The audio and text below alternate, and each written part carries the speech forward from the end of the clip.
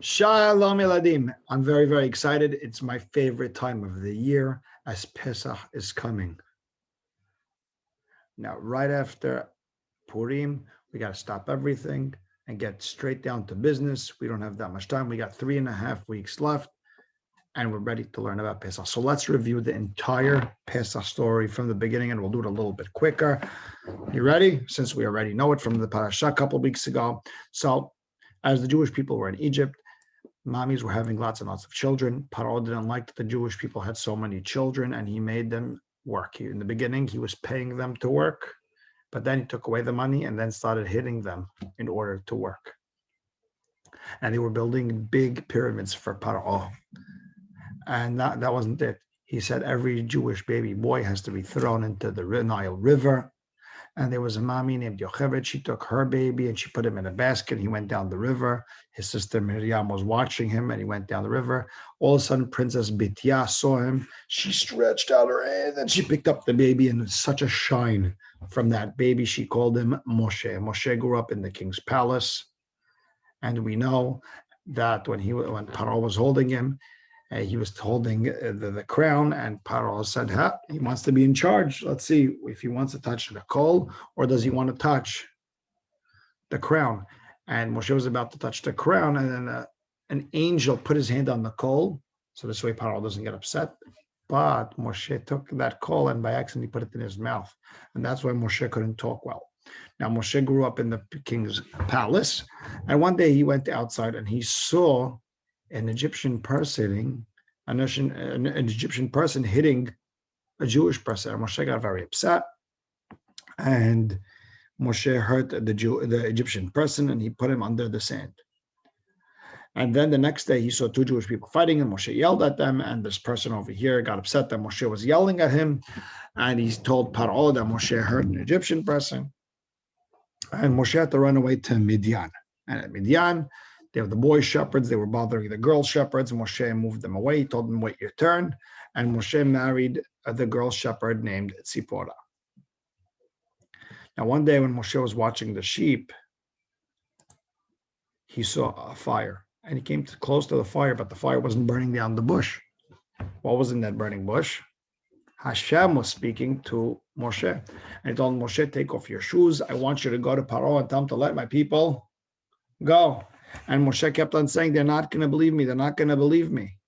And Hashem said, go to Paro and let him. He's going to say no a lot of times, but don't worry. And so Moshe took Aaron, his brother, and they went to Paro and they said, let my people go. And in the beginning, Paro said, I'm going to make them work extra hard. I'm going to make the Jewish people work extra hard. They're being lazy. And Moshe came back to Hashem. He said, hey, Hashem, that's not fair. He's making them work extra hard. Hashem said, don't worry, he's going to let you out.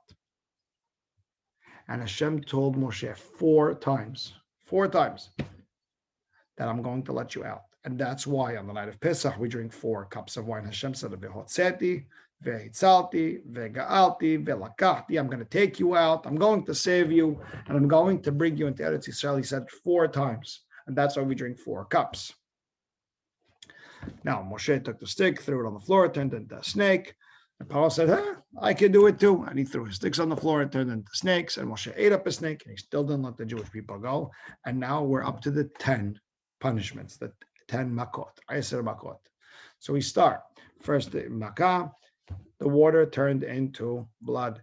The Egyptians didn't have any water to drink, and the entire river became blood, and Paro didn't let the Jewish people go. And then there was, let's sing it together. I love this song.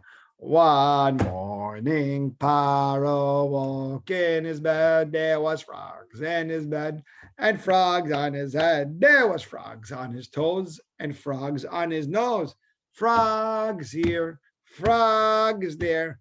Frogs were jumping everywhere. And they're my favorite frogs because they're called the listening frogs. Because when Moshe told them to make noise, they made noise. And when Moshe said stop, they stopped right away. Not one extra ribbit, not one extra jump. After the frogs, the itchy lice was number 3.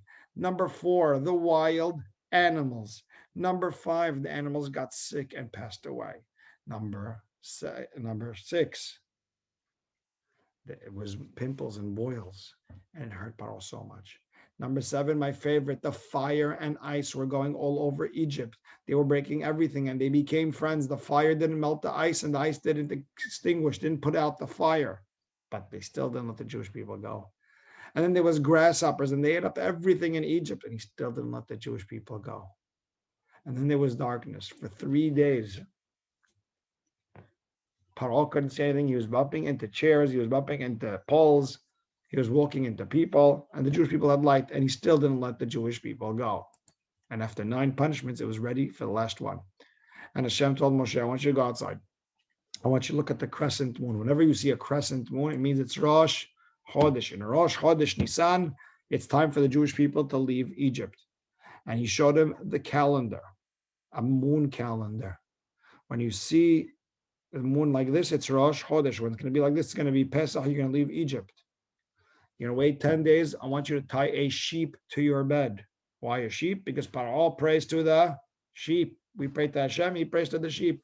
And Hashem wanted to show Paro, you can't do anything about it.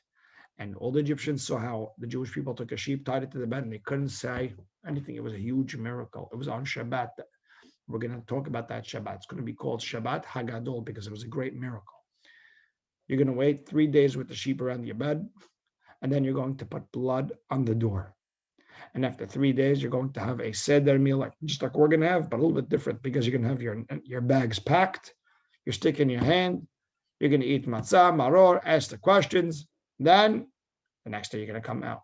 But that night, Hashem came and did punishment number 10. Hashem made all the oldest boys of Paro's family sick and pass away.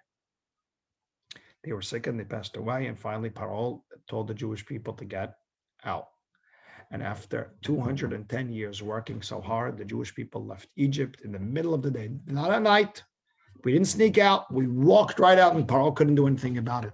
But we were in such a rush. We didn't want to stay there, not even for 1 extra second, because maybe Paro's going to change his mind. That what happened to the dough? It got hard and it became matzah. It became matzah. And the Jewish people went into the desert. And that's why we on Pesach, we don't eat bread. We don't eat hametz. What's hametz? Any dough that takes more than 18 minutes to make is called hametz. Anything with yeast in it, with sourdough, is called hametz. How do we make matzah? We have a whole video about it, but in just short, from the minute the flour hits the water and we start to mix it, means we knead it, and we turn it into dough and we put it in the oven, 18 minutes. You got to do it very, very quickly. After 18 minutes, we got to clean up everything and start all over again. You have 18 minutes to turn it into matzah. Anything over 18 minutes, hametz, throw it out. Now, the Jewish people followed the cloud during the day and fire at night, and it took them the wrong way. It was, instead of taking them to Eretz Yisrael this way, took them down to the desert. Now, Paro saw this. He thought that they were lost. Were they really lost? No, they weren't lost. Hashem was trying to take them down to Har Sinai. We know this already. And there was a fighting going on in Eretz Yisrael. We don't want it to happen. Now, Yeladim, Paro changed his mind and he started attacking the Jewish people. He started chasing them. The Jewish people got to Yam Suf. They turned around. One where there was water, behind them was Paro. They were very scared. They didn't know what to do. They cried to Moshe. Moshe cried to Hashem. And Hashem told Moshe, stop complaining, stop crying. We don't complain, we don't cry. What do? Just walk through. And Nachshon was the first Jew. What do? All he do was just walk. And while Nachshon was walking in the water, Moshe waved the stick on the water, and the water split into 2 big walls. And the Jewish people walked right through the ocean. They walked right through the ocean. Everyone, it took a whole day. And finally, after everyone went through, Paro came right after them. But what happened? We all know the story. The water closed on Paro, and he was washed away. And the Jewish people were singing and dancing, and they made a holiday called Pesach. Pesach means to pass over. Why? Because Hashem passed over the Jewish houses.